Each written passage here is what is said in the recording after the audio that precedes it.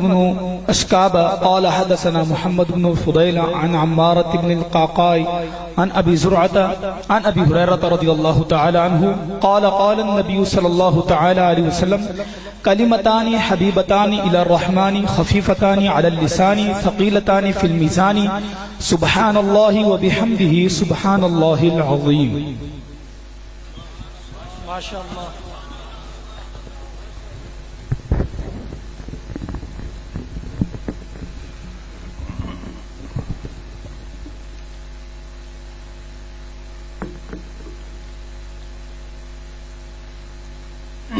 بسم اللہ الرحمن الرحیم. باب قول اللہ اعوذ باللہ من الشیطان الرجیم. بسم اللہ الرحمن الرحیم. ونضع الموازین القسط لیوم القیامہ. یقینی طور پر آج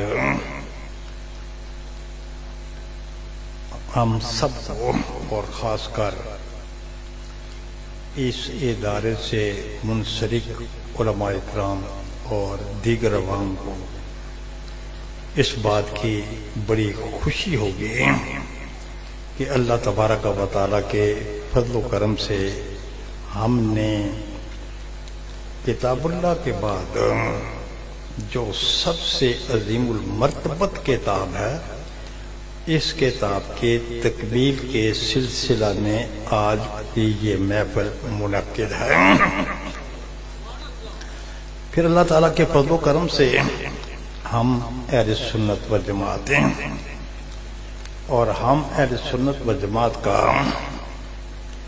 ترہ امتیاز یہ ہے کہ ہوتا رہے تذکرہ تیرے کیل و کال کا، ہوتا رہے چرچا تیرے حسن و جمال کا.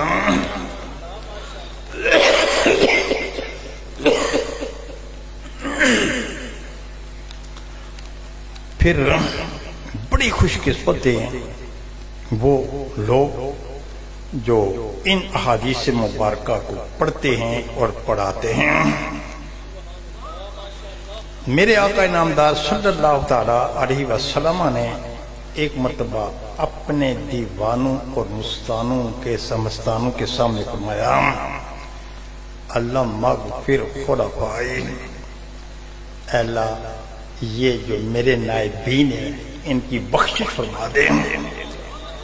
قیل من خلفاؤ کا یا رسول اللہ صلی اللہ علیہ وسلم.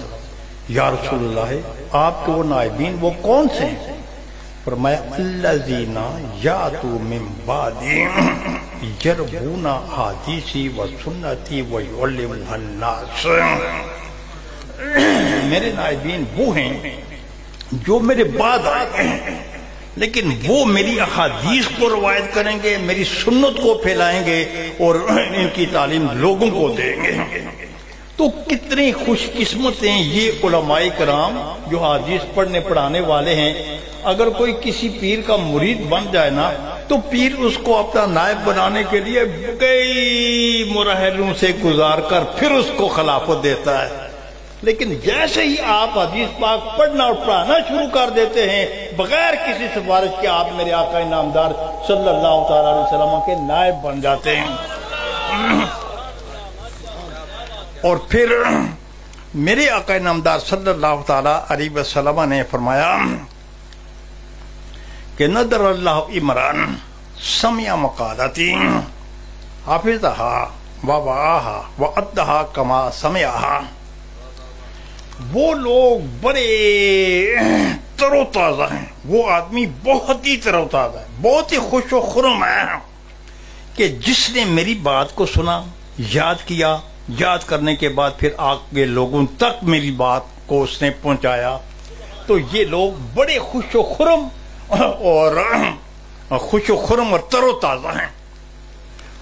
اور یہ جو لوگ حدیث پاک پڑھنے پڑھاتے ہیں تو اللہ تبارک و تعالیٰ کے فضل و کرم سے اپنی زندگیوں میں بھی ان کے چہرے تر و تازہ ہوتے ہیں.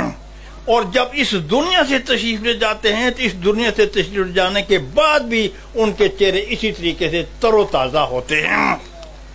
اور اس کی ایک مثال میں اپنے ہی حضرت محدث اعظم پاکستان رحمۃ اللہ تعالی علیہ کی بارے میں ایک بات میں عرض کرتا رہتا ہوں کہ جب آپ کا وصال مبارک ہو گیا تو میں جامعہ لاہور سے فیصل آباد پہنچا اور میرے ساتھ ایک بد عقیدہ بھی تھا، اور جب ہم دونوں آقا نعمت کی خدمت میں کی بارگاہ میں حاضر ہوئے تو آپ کا چہرہ جگمگ جگمگ کر رہا تھا۔ اس نے اسی وقت اپنی بدعقیدگی سے توبہ کرتے ہوئے وہ سنی ہو گیا۔ یہ دارو کا وقت نہیں ہے، درس حدیث ہے جی۔ تو یہ اس لیے پھر یہ میں نے پہلے عرض کر دیا کہ دوسرے بھی حدیث پاک پڑھتے ہیں، ہم بھی پڑھتے ہیں، لیکن دوسروں اور ہم میں فرق کیا ہے؟ تو دوسروں ہم میں فرق یہی ہے کہ ہوتا رہے تذکرہ تیرے کیلو کال کا، ہوتا رہے چرچا تیرے حسن و جمال کا، یہ فرق ہے۔ تو آج کی یہ آخری حدیث ہے، اور یہ امام بخاری رحمۃ اللہ تعالی علیہ کی کتاب ہے جو ہم نے اپنے سامنے رکھی ہوئی ہے۔ وقت بہت کم ہے۔ یہ حضرت امام بخاری یہ خود عظیم المرتبت، اور ان کی یہ کتاب جو ہے یہ بھی عظیم المرتبت، اور یہ وہ کتاب ہے کہ جو کہ قرآن پاک کے بعد حضور کی بارگاہ میں بھی پڑھی گئی اور خانہ کعبہ کے اندر بھی پڑھی گئی، اور پھر جب اس کا ختم ہوتا تھا اس کے ختم مبارک پر بھی بڑے دور دور سے لوگ آتے تھے۔ یہی وجہ ہے کہ جب سلطان کیکبائی ترکی کے جو صدر تھے اس وقت خلیفہ تھے، تو وہ حج کرنے کے لیے آئے۔ حج کرنے کے بعد پھر وہ حضور کی بارگاہ میں حاضر ہوئے تو خدام نے بتایا یہاں بڑا عجیب و غریب ایک واقعہ درپیش آیا ہے۔ عرض کی کیا؟ فرمایا یہ ایک آدمی آتا تھا ہر دن، تو ہم اس کے لیے دروازہ کھول دیتے تھے، اندر جاتا تھا، اندر بیٹھا رہتا تھا۔ ایک دن ایسے ہوا کہ اندر سے آوازیں آ رہی تھیں۔ جیسے ہی ہم نے آوازیں سنی ہم نے سوٹیاں ہاتھ میں پکڑ لی، جیسے ہی باہر نکلا ہم نے پٹائی شروع کر دی۔ پوچھا ہی نہیں اس سے کہ کیا ہے۔ پھر اس کے بعد پوچھا ہاں جی آپ کا نام کیا ہے؟ اس نے کہا ابو القاسم الکبار میرا نام ہے۔ کہاں کے رہنے والے ہو؟ اسکندریہ کے رہنے والے ہو۔ یہ آوازیں کیسے آ رہی تھی؟ وہ کہا آوازیں کیسے؟ آج ختم بخاری تھا، ختم بخاری پر بڑے بڑے عظیم لوگ یہاں حصول برکت کے لیے حاضر ہوئے تھے، اس لیے پھر یہ اندر سے آوازیں آ رہی تھیں۔ تو وقت کی بہت قلت ہے۔ ایک اور بڑے عظیم المرتبت صوفی محدث اپنے وقت کے ولی کامل حضرت یحییٰ عامری رحمۃ اللہ تعالی علیہ، تو ایک دفعہ جب انہوں نے حدیث پاک کا آخری بخاری شریف کا آخری درس دیا، درس دینے کے بعد جب لوگ فارغ ہوئے تو مصافحہ کر رہے تھے۔ ان مصافحہ کرنے والوں میں سے میرے آقا نامدار صلی اللہ تعالی علیہ وسلم کی ذات بابرکات تھی۔ جب انہوں نے اس محدث کے ہاتھ پر ہاتھ لگایا تو آقا نامدار صلی اللہ تعالی علیہ وسلم کے ہاتھوں کے نشان اس کے ہاتھ پر لگ گئے، اور ہر وقت اس کے ہاتھوں سے نور چمکتا رہتا تھا۔ تو خیر وقت کی بہت قلت ہے، تو یہ امام بخاری رحمۃ اللہ تعالی علیہ یہ بھی عظیم المرتبت، اور ان کی کتاب جو ہے یہ بھی عظیم المرتبت۔ تو حضرت امام بخاری کو بھی حضور کی بارگاہ میں بڑی پذیرائی حاصل تھی، امیر المومنین فی الحدیث ہیں، اور شروع سے لے کر آخر تک حضرت امام بخاری رحمۃ اللہ تعالی علیہ کا انداز بڑا انوکھا، بڑا نرالا، بڑا انوکھا، بڑا نرالا ہے۔ اور جیسے ابھی حضرت صاحب یہ فرما رہے تھے بخاری شریف کے کل 3 مقصد تھے، بخاری شریف کو ترتیب دینے کے کل 3 مقصد تھے۔ پہلا مقصد یہ تھا کہ احادیث صحیحہ کو جمع کیا جائے، پہلا مقصد یہ تھا۔ دوسرا مقصد یہ تھا کہ ان احادیث کو لایا جائے جن پر ہمارے عقائد کا دار و مدار ہے اور جن احادیث پر ہم نے عمل کرنا ہے۔ اور تیسرا مقصد یہ تھا کہ اس وقت جو بدعقیدہ لوگ تھے ان بدعقیدہ لوگوں کی تردید کرنا مقصود تھا۔ اور یہ جو آخری باب ہے نا، وقت کی بہت قلت ہے، یہ ساری جو کتاب التوحید ہے امام بخاری نے، اس ساری کتاب التوحید میں حضرت امام بخاری رحمۃ اللہ تعالی علیہ نے بدعقیدہ لوگوں کی تردید کی ہے۔ ان میں قبیلہ جامعہ بھی ہے، اور اس میں دوسرے اور بھی بہت سے بد مذہب لوگ ہیں، ان میں معتزلہ بھی ہیں۔ معتزلہ یہ کہتے تھے کہ قیامت کے دن یہ جو اعمال اور اقوال ہے، یہ جو ہماری باتیں ہوتی ہیں یا رکوع میں جانا اٹھنا، ان کا کوئی وزن نہیں ہوگا، اس لیے کہ یہ آراز ہیں، اور یہ جو آراز ہوتے ہیں نا ان کا کوئی وزن نہیں ہوتا۔ تو حضرت امام بخاری رحمۃ اللہ تعالی علیہ نے ان کی تردید کے لیے یہ باب قائم کیا۔ اچھا اب وقت بہت ہی کم ہے، بہت ہی کم ہے. یہ کم از کم اگر اختصار کے ساتھ بھی بیان کیا جائے تو یہ 2-2.5 گھنٹے کا جہاں تک معاملہ ہے، جہاں تک آپ نے پڑھی ہے 2-2.5 گھنٹے کا معاملہ ہے. اختصار کے ساتھ بھی اگر عرض کیا جائے تو بر فرمایا تو وہ ان کا یہ عقیدہ تھا. لیکن حضرت امام بخاری رحمۃ اللہ تعالی علیہ نے یہ باب قائم کر کے خاص طور پر معتزلیوں کا رد کیا. اور پھر جو لوگ بخاری شریف پڑھنے پڑھانے والے ہیں وہ اچھے طریقے سے جانتے ہیں کہ یہ جو امام بخاری کے جو ابواب ہوتے ہیں نا، یہ ہوتا ہے دعویٰ، اور اس دعوے کے ماتحت حضرت امام بخاری پھر اپنے دلائل لاتے ہیں. لیکن کبھی کبھی ایسے بھی ہوتا ہے کہ وہ جو امام بخاری نے جو باب قائم کیا ہوتا ہے وہ دعویٰ نہیں ہوتا بلکہ وہ دعوے کی دلیل ہوا کرتا ہے. اور یہاں بھی بعین ہی یہ جو حضرت امام بخاری نے یہ جو باب قائم کیا ہے یہ دعویٰ نہیں ہے بلکہ دعوے کی دلیل ہے. وَنَذَرْ الْمُوَازِينَ الْقِسْطَ، تو یہ معتزلیوں کا رد کرنا تھا. اور پھر یہاں یہ کہ متکلم کا صیغہ استعمال کیا گیا، متکلم کا صیغہ کہ ہم ہیں جو قیامت کے دن انصاف کا ترازو رکھیں گے. ہم ہیں جو واحد متکلم کا صیغہ نہیں، جمع متکلم کا صیغہ. اور جمع متکلم کا صیغہ جب اللہ تبارک و تعالیٰ اپنے لیے استعمال کریں تو اس وقت اس میں رعب ہوتا ہے، دبدبہ ہوتا ہے، دہشت ہوتی ہے کہ ہم ہیں کہ جو قیامت کے دن انصاف کے ترازو کو قبول کریں گے. باتیں یہاں بہت زیادہ ہیں لیکن وہ میں تمام سے ادھر اختصار کرتے ہوئے، کیونکہ پھر یہاں موازین پر بھی کلام ہے، یہ وہ ترازو ایک تھا، زیادہ تھے، قسط پر بھی آگے پھر بات چیت ہے، پھر اس کے بعد یوم القیامت اور اس پر بھی بات ہے. پھر حضرت امام بخاری نے یہاں چلتے چلتے ایک اور دعویٰ کر دیا. پہلے تو دعوے کی دلیل اور پھر ایک اور دعویٰ کر دیا درمیان میں. وہ کیا ہے؟ ان اعمال بنی آدم وقولهم توزن، کہ بنی انسانوں کے اعمال اور اقوال یہ تولے جائیں گے، انسانوں کے اعمال اور اقوال تولے جائیں گے. اچھا، اسی دعوے کی دلیل یہ والی حدیث کلمتان ثقیلتان، اس دعوے کی دلیل ہے آگے جو حضرت امام بخاری رحمۃ اللہ تعالیٰ علیہ بیان کر رہے ہیں. تو اب لوگ یہ کہتے رہتے ہیں جی حضرت امام بخاری کا انداز یہ بتا رہا ہے کہ تمام انسانوں کے اعمال تولے جائیں گے. اس انداز کی وضاحت بھی تو ہونی چاہیے نا. یا علماء کرام جلوہ افروز ہیں، اس لیے میں یہ باتیں کر رہا ہوں. وہ کس طریقے سے معلوم ہوتا ہے؟ اعمال یہ بھی جمع ہے اور یہ آگے جس کی طرف مضاف ہو رہا ہے وہ بھی جمع ہے، بنون. اور جب جمع کی طرف اضافت ہو تو وہ استغراق کا فائدہ دیتی ہے. تو بظاہر تو یہ معلوم ہوتا ہے کہ تمام انسانوں کے اعمال اور اقوال تولے جائیں گے. حالانکہ جو بخاری شریف پڑھتے پڑھاتے ہیں وہ پہلے پڑھ کر آئے ہوئے ہیں کہ آقا نامدار صلی اللہ تعالی وسلم نے فرمایا کہ میں اپنے 70,000 امتیوں کو حساب و کتاب کے بغیر جنت میں لے جاؤں گا. حدیث پاک میں یہ بھی آتا ہے، لیکن حضرت امام بخاری فرما رہے نہیں، تمام انسانوں کے اعمال اور اقوال جو ہے وہ تولے جائیں گے.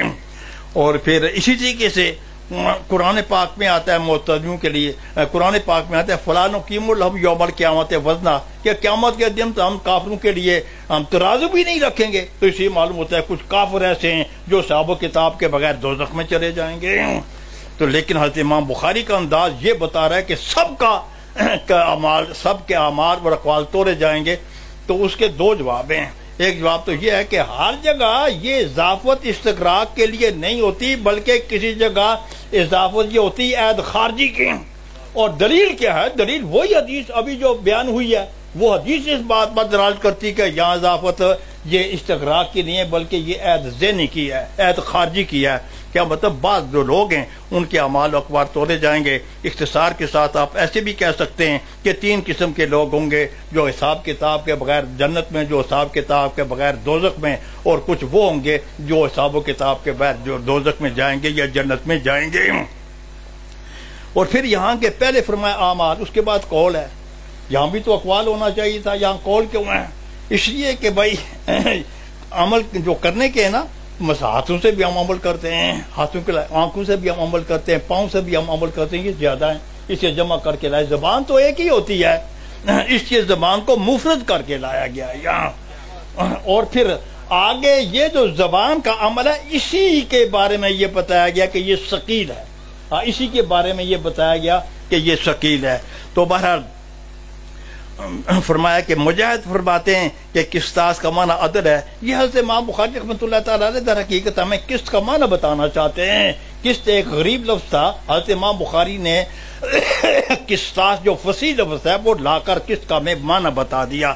اور پھر اس کے بعد حضرت امام بخاری فرماتے ہیں کہ قسطاس رومی زبان میں عدل کو کہتے ہیں. یہاں ایک اور مسئلہ حضرت امام بخاری نے شروع کر دیا کہ غیر عربی الفاظ یہ بھی قرآن پاک میں آتے ہیں، اور محققین فرماتے ہیں 120 الفاظ ایسے ہیں جو غیر عربی ہیں جو قرآن پاک میں آئے ہوئے ہیں. تو اور پھر اس کے بعد فرمایا اچھا قسط یہ مقصد کی مصدر ہے. علماء کرام جلوہ افروز ہیں، واضح ہے کہ مقصد کی مصدر یہ قسط نہیں اقساط ہے. یہ حضرت امام بخاری رحمۃ اللہ تعالیٰ علیہ ہمیں یہ محل استعمال بتا رہے ہیں کہ اگر یہ مجرد ہو کا استعمال ہو قسط کا لفظ یہ جور کے معنی میں آئے گا، ظلم کے معنی میں آئے گا، اور اگر یہ متعدی ہو کر استعمال ہو تو یہ انصاف کے معنی میں آئے گا. ایک تو یہ بتانا چاہتے ہیں کہ اس کے علاوہ یہاں ایک اور اعتراض تھا پہلے، اس کا جواب بھی دینا چاہتے ہیں لیکن میں نے اس اعتراض کو گول مول کر دیا اور بھی بہت سے اعتراضوں کو گول مول کر دیا. فرمایا اس لیے کہتے ہیں کہ قاصد یہ جائر کو کہتے ہیں، یہ معنی بتا دیا. اس کے بعد حدثنا، یہ جو حدیث پاک پڑھنے پڑھانے والے ان کی خدمت میں بڑے ادب سے یہ گزارش ہے کہ جب پہلا آپ حدثنا پڑھیں تو اس سے پہلے آپ نے بہی ضرور پڑھنا ہے. ہر حدیث کی کتاب کا پہلا جب حدثنا آپ پڑھیں اس سے پہلے بہی آپ نے ضرور پڑھنا ہے کہ بہی قال حدثنا. اس کا مطلب کیا ہے؟ اس کا مطلب یہ ہے کہ بھائی میری یہ سند میرے اس استاد کے وسیلے سے اس حدیث کی کتاب تک پہنچتی ہے. آگے یہ حدیث کی کتاب والے اس سند کو حضور سرور کونین صلی اللہ تعالیٰ علیہ وسلم تک پہنچاتے ہیں. اچھا جی، پھر یہ ہے کہ فرمایا کہ بیان کیا کس نے؟ احمد بن اشکاب نے. یہ حدیث پاک پہلے 2 دفعہ آئی ہوئی ہے. ایک جگہ اس کے راوی ہیں زہیر، دوسری جگہ اس کے راوی ہیں قتیبہ. بھائی ان میں سے کسی ایک کے حوالے سے حدیث پاک کو بیان کر دیتے نا. احمد بن اشکاب کے حوالے سے یہاں کیوں بیان کیا؟ ایک تو آسان سی بات ہے ان کی مرضی، ایک تو آسان سی بات ہے نا ان کی مرضی، اور دوسری بات یہ ہے کہ پہلی جو حدیث ہے وہ حمیدی اور یہاں ہے احمد، اور حمید اور احمد کے یہ مادے کے لحاظ سے 3 ہی لفظ ہیں. تو پھر اس طرف اشارہ کر دیا وَلَهُ الْحَمْدُ فِي الْأُولَى وَالْآخِرَةِ، شروع میں بھی اللہ کی حمد، آخر میں بھی اللہ کی حمد.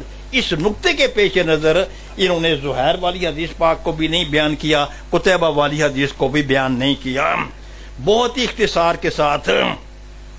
اور اس کے بعد فرمایا کہ حضرت ابو ذرہ رضی اللہ تعالیٰ عنہ یہ فرماتے ہیں درمیان میں نے یہ سارے راوی چھوڑ دیے. اس کے بعد فرمایا ان ابی ہریرہ تھا.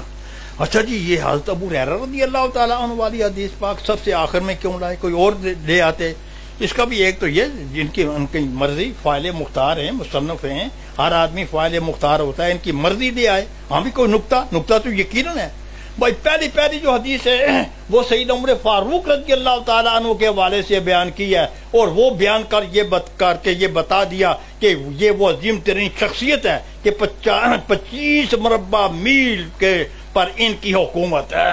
اور آخر میں حضرت سیدنا ابو ہریرہ رضی اللہ تعالیٰ عنہ کی حدیث کو بیان کر کے یہ بتا دیا جس طریقے سے کہ ظاہر کے لحاظ سے سیدنا عمر فاروق رضی اللہ تعالیٰ عنہ یہ خلیفہ تھے، اس طریقے سے حافظے کے بادشاہ بھی سیدنا ابو ہریرہ رضی اللہ تعالیٰ عنہ کی ذات مبارکات ہے.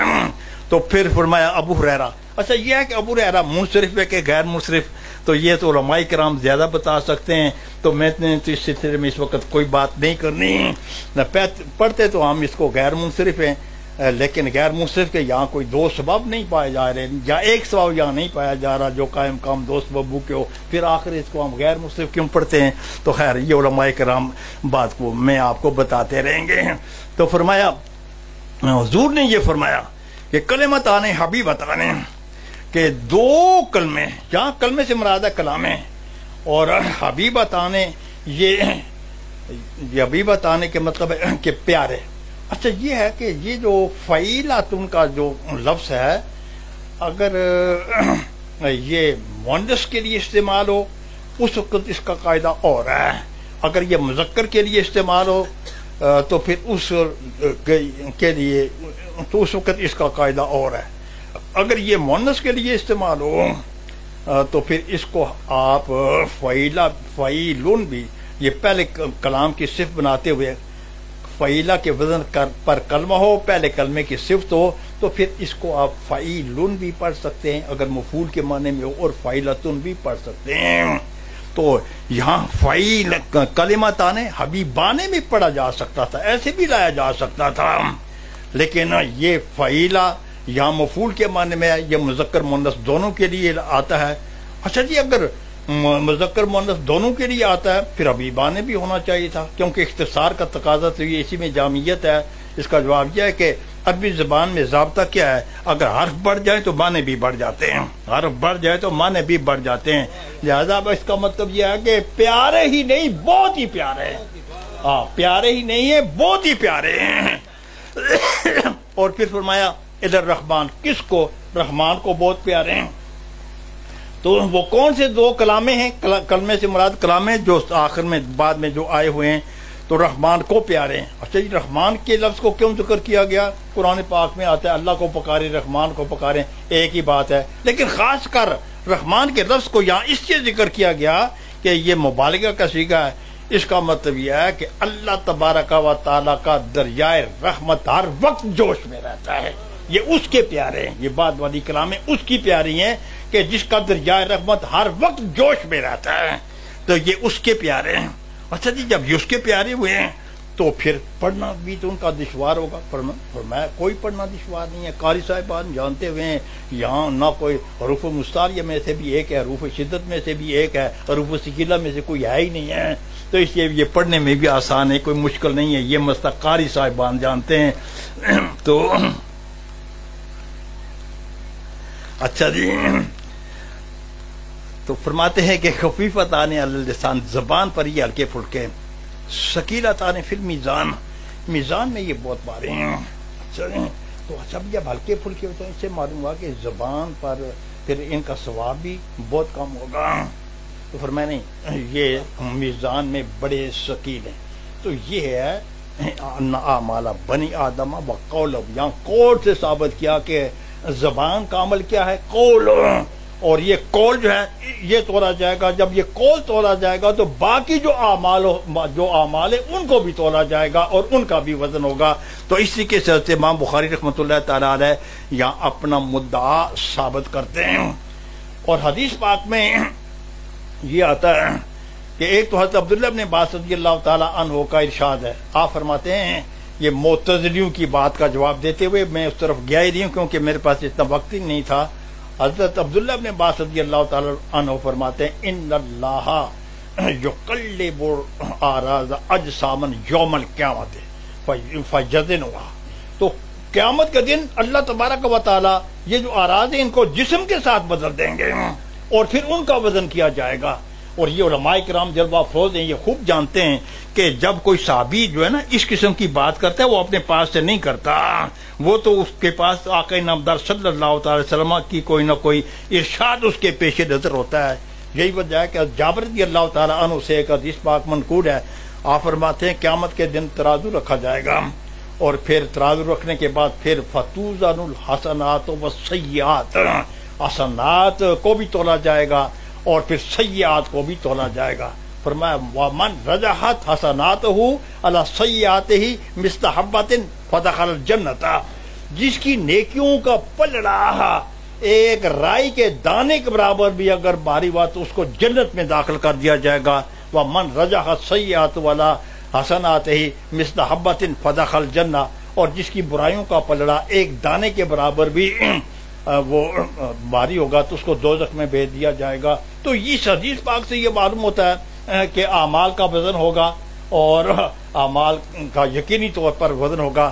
تو اسی طریقے سے اس کے علاوہ بھی بہت سی احادیث مبارکہ ایسی ہیں کہ جن سے یہ معلوم ہوتا ہے کہ اعمال کا وزن ہوگا۔ یہی وجہ حدیث پاک میں آتا ہے کہ سبحان اللہ نصف المیزان، کہ یہ جو سبحان اللہ یہ نصف میزان ہے، اور فرمایا کہ الحمدللہ یملأ ما بین السماوات والارض، اور یہ جو الحمدللہ ہے نا اس کا اتنا ثواب ہے، اتنا ثواب ہے کہ وہ اس سے زمین اور آسمان سارے کے سارے بھر دیے جائیں گے۔ اور پھر حدیث پاک میں یہ بھی آتا ہے کہ حضرت سیدنا داؤد علیہ السلام نے ایک مرتبہ اللہ تبارک و تعالیٰ کی بارگاہ میں یہ عرض کی کہ اللہ میں ذرا وہ ترازو دیکھنا چاہتا ہوں جس میں اعمال تولے جائیں گے. جب آپ نے ترازو دیکھا، حدیث پاک میں آتا ہے عظیم المرتبت نبی ہونے کے باوجود، صاحب کتاب نبی ہونے کے باوجود، دن میں روزے دار، رات میں شب دار، اور موقع ملے تو میدان کارزار میں بھی آپ جلوہ افروز ہوتے تھے. لیکن جب انہوں نے اس کی عظمت کو دیکھا بے ہوش ہو کر گر گئے اور فرمایا یا اللہ اتنا بڑا ترازو اس کو کون بڑھے گا؟ تو پھر اس وقت اللہ تبارک و تعالیٰ نے فرمایا من ردیت بے عبدی ملاتہ بے تمرتن، اگر میرے کسی نیک آدمی نے خلوص نیت کے ساتھ اگر ایک کھجور بھی اللہ تعالیٰ کے راستے میں خرچ کر دی، اس کا اتنا ثواب ہوگا کہ یہ ساری جنت، یہ سارا کا سارا ترازو اس ایک ثواب سے بھر جائے گا.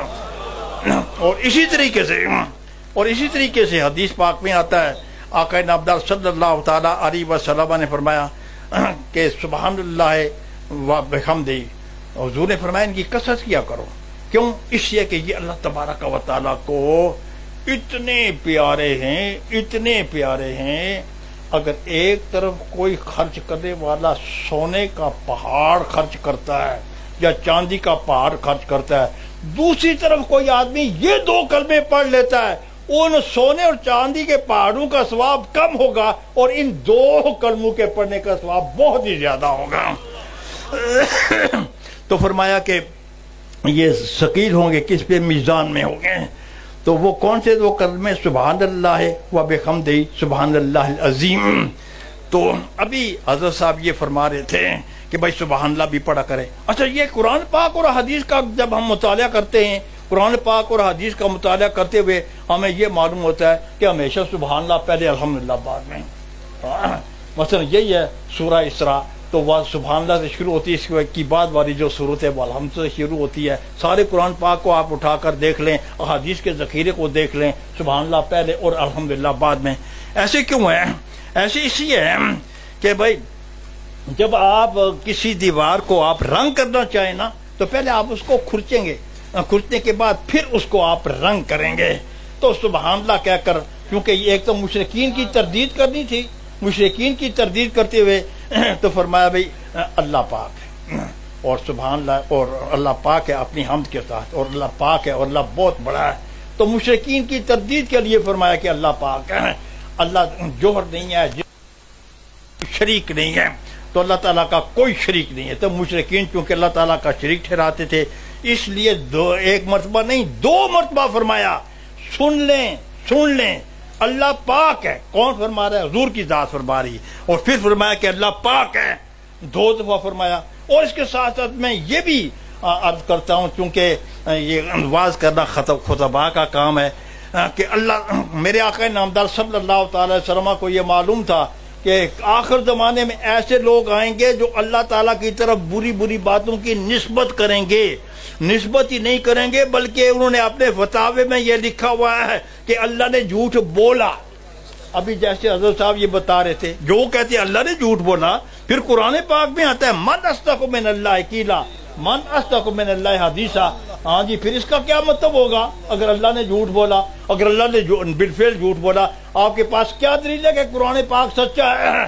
تو بہرحال پھر ان کی تردید کے لیے بھی فرمایا سبحان اللہ سبحان اللہ. باقی سبحان اللہ کو پہلے اس چیز ذکر کیا کہ اللہ تعالیٰ کی 2 قسم کی صفات ہیں، جیسے کہ قرآن پاک میں آتا ہے ذوالجلال والاکرام. ذوالجلال سے اشارہ ہے صفات سلبیہ کی طرف، اور اکرام سے مراد ہے صفات ثبوتیہ کی طرف. تو کیا مطلب ہے؟ اللہ تعالیٰ ہر ایک عیب سے پاک ہے. جب وہ ہر ایک سے پاک ہے، ہم کا مطلب یہ ہوتا ہے کہ جو تمام صفات کمالیہ کا جامع ہے، جس میں تمام کی تمام صفات کمالیہ جو ہیں وہ جمع ہو کر رہ جاتی ہیں. اور پھر اس کے بعد پھر دوبارہ فرمایا سبحان اللہ، اس کے بعد فرمایا عظیم، اس کے بعد پھر حمد نہیں فرمایا. سبحان کو 2 دفعہ ذکر کیا اور حمد کو بھی 2 دفعہ ذکر کیا، لیکن یہ ہے کہ پھر دوسری مرتبہ دوسری مرتبہ سبحان اللہ کے بعد حمد کو ذکر نہیں کیا، عظیم کو ذکر کیا. اس میں کیا حکمت ہے؟ اس میں حکمت یہ ہے، پہلے فرمایا تھا وہ رحمان ہے. رحمان کا مطلب کیا تھا کہ اس کا دریائے رحمت جوش میں ہے. تو اب کیوں؟ اس لیے کہ اگر کسی نے پیاسے کتے کو اگر پانی پلا دیا، ایمان بھی نصیب ہوا، جنت بھی نصیب ہوئی. بخاری شریف کی حدیث پاک ہے اس طریقے سے اگر کسی نے پیاسی بلی کو پانی پلا دیا، ایمان بھی نصیب ہوا، جنت بھی نصیب ہوئی۔ تو اس سے عظیم کہہ کر یہ بتا دیا کہ کہیں اس گمنڈ میں نہ رہنا کہ بھائی وہ جو کچھ ہم کرتے جائیں تو کرتے چلے جائیں، وہ عظیم بھی ہے، جب وہ عظیم بھی ہے تو وہ گرفت بھی کرے گا۔ تو اس لیے وہ فارسی والے کہتے تو غافل مشوبر حلم خدا، دیر گیرت سخت گیرت مرتورا۔ بھائی اللہ تبارک و تعالیٰ اگر گرفت نہیں فرماتے تم یہ نہ سمجھو کہ بھائی مجھ میں کوئی کمال ہے، تو غافل مشوبر حلم خدا، دیر گیرت سخت گیرت مرتورا۔ اور پھر یہ علماء کرام جانتے ہیں ایمان کس کا نام ہے؟ ایمان نام ہے رجا اور خوف کے درمیان جو چیز ہے اسی کا نام ہے ایمان، رجا اور خوف کا جو درمیان۔ تو اس لیے قرآن پاک میں آتا ہے یرجون رحمتہ و یخافون عذابہ۔ تو اس کے بعد پھر فرمایا کہ یہ اور پھر ان دو کلموں کے بارے میں حدیث پاک میں بہت سارے فضائل ہیں، ان میں سے ایک یہ بھی ہے، پہلے حدیث پاک میں آیا ہوا ہے کہ جو آدمی دن کے وقت 100 مرتبہ یہ کلمہ پڑھے، چاہے اس کے گناہ سمندر کی جھاگ کے برابر بھی کیوں نہ ہو، اس کے سارے گناہ معاف کر دیے جائیں گے۔ تو یہ آخری حدیث پر مختصر سی گفتگو تھی، چونکہ آج بچیوں کی محفل ہے اور بچوں کے حوالے سے بات چیت کی جا رہی ہے۔ ہماری اس مسلمان عورتوں کے دین کی سلسلے میں اتنی خدمات ہیں جن کو شمار بھی نہیں کیا جا سکتا۔ جب ام المومنین حضرت خدیجہ رضی اللہ تعالی عنہ کی ضرورت تھی، اس وقت اللہ تبارک و تعالی نے ام المومنین حضرت خدیجہ رضی اللہ تعالی عنہ حضور کو عنایت فرمائی، اس لیے کہ حضور سرور کونین صلی اللہ تعالی علیہ وسلم یہ دعائیں مانگا کرتے تھے، اے اللہ مجھے بیویاں دینی ہے تو جنتی بیویاں دے، جنتی بیویاں ہیں، اور جنتی بیویوں میں سے سر فرشت جو ہیں وہ ام المومنین حضرت خدیجہ رضی اللہ تعالی عنہا کی ذات بابرکات ہے۔ وہ سب سے پہلے مبلغہ ہیں، وہ سب سے پہلے وہ ہیں جنہوں نے حضور پر ایمان لائی ہیں، وہ سب سے پہلی وہ ہیں جنہوں نے حضور کو سہارا دیا، سب سے پہلی وہ عورت ہیں کہ جنہوں نے آقا نامدار صلی اللہ تعالی علیہ وسلم کی ذات برکات کے لیے اپنا سارا کچھ حضور کی بارگاہ میں قربان کر کے رکھ دیا۔ یہ ام المومنین حضرت خدیجہ رضی اللہ تعالی عنہا کی ذات بابرکات ہے۔ آپ کی فضیلت میں بہت ساری احادیث ہیں، لیکن ایک آدھی حدیث پاک، ایک دفعہ ام المومنین حضرت عائشہ صدیقہ رضی اللہ تعالی عنہا نے فرمایا کہ یا رسول اللہ صلی اللہ علیہ وسلم کہ بھائی دیکھیں آپ تو وہ ایک عورت کو آپ یاد کرتی رہتی ہے، اللہ تعالیٰ نے آپ کو اس سے اچھی بیوی دی ہوئی ہے۔ حضور نے فرمایا کہ آئندہ بالکل ایسے نہیں کہنا کہ مجھے کوئی اس سے اچھی عورت ملی ہے۔ جب لوگ میرا انکار کرتے تھے وہ مجھ پر ایمان لائیں تو انہوں نے مجھے اپنے مال میں شریک کیا۔ تو بہرحال یہ ہے کہ فرمایا کہ اس لیے پھر آئندہ یہ نہیں کہنا کہ بھائی وہ مجھ سے نہیں، اور فرمایا ایسے معلوم ہوتا ہے کہ وہ یگانہ روزگار ہے۔ حضور نے فرمایا بالکل یقینی طور پر ام المومنین خدیجہ رضی اللہ تعالی عنہا یہ یگانہ روزگار ہیں۔ تھوڑا سا وقت میں لے رہا ہوں، معذرت کے ساتھ ایک دو باتیں عرض کرنے کے بعد میں بہت جلد ختم کر دوں گا۔ اسی سلسلے میں برلن یونیورسٹی جرمن کا پروفیسر مسٹر جے خاقان سٹنگ نے کہا کہ خواتین اسلام میں جو مرتبہ محمد کی پہلی بیوی خدیجہ کو حاصل ہوا ہے وہ کسی کو حاصل نہیں ہو سکتا۔ پاک باز خاتون، بہت زیرک، معاملہ فہم، ذہین، باتدبیر، اور اس کی خدمندی اور دانائی کی بدولت اسلام نے خوب ترقی کی اور پیغمبر اسلام کی مشکلات کا ازالہ ہوا۔ اس نے کچھ اسلام اور اپنے شور پر قربانی، سب کچھ اپنے شور پر اس نے قربان کر دیا۔ ایک دوسرا جو محقق ہے وہ یہ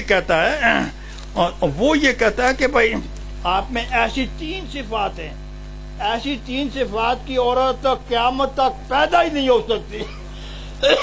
ایک آپ وفادار ہیں، دوسرا آپ اطاعت شار ہیں، تیسرے آپ جاننثار ہیں۔ اس قسم کی عورت غیر مسلم کہتا ہے کہ قیامت تک پیدا نہیں ہو سکتی۔ اور اسی طریقے سے ایک اور نے وہ کہتا ہے کہ بھائی اگر ام المومنین خدیجہ نہ ہوتی تو حضور نبی بھی نہ ہوتے۔ یہ غیر مسلم کہہ رہا ہے، ہاں جی، اگر ام المومنین خدیجہ نہ ہوتی تو حضور نبی بھی نہ ہوتے۔ اس لیے یہ جو میری بہنیں جن کے سر پر آج چادر رکھ دی جائے گی، یہ چادر ایک بہت بڑی ذمہ داری ہے، بہت بڑی امانت ہے یہ نہیں کہ ہمیں خوش بھی ہونا چاہیے، لیکن خوشی کے ساتھ ساتھ جو کچھ اساتذہ نے آپ کے ذمے جو امانتیں لگائی ہیں ان امانتوں کا سارا بوجھ آج آپ کے سر پر رکھ دیا جائے گا۔ اور اسی طریقے سے اگر میں ان ایسی عورتیں بھی ہوئی ہیں جو حضرت امام بخاری کی بھی اساتذہ میں سے ہیں، ایسی عورتیں بھی ہوئی ہیں جو امام شافعی کے اساتذہ میں سے بھی ہوئی ہیں، ایسی عورتیں بھی ہوئی ہیں جو علامہ سیوطی کے اساتذہ میں سے بھی ہوئی ہیں۔ تو ان عظیم المرتبت جو لوگ ہیں نا، ان کے اساتذہ بھی عورتیں ہوئی ہیں۔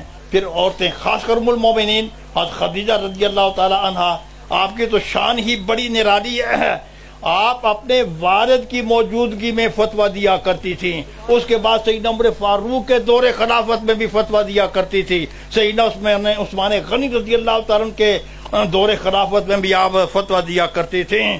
اور پھر یہ ہے کہ یہ دونوں بزرگ مشکل وقت میں، مشہور تابعی امام قاسم وہ فرماتے ہیں میں قسم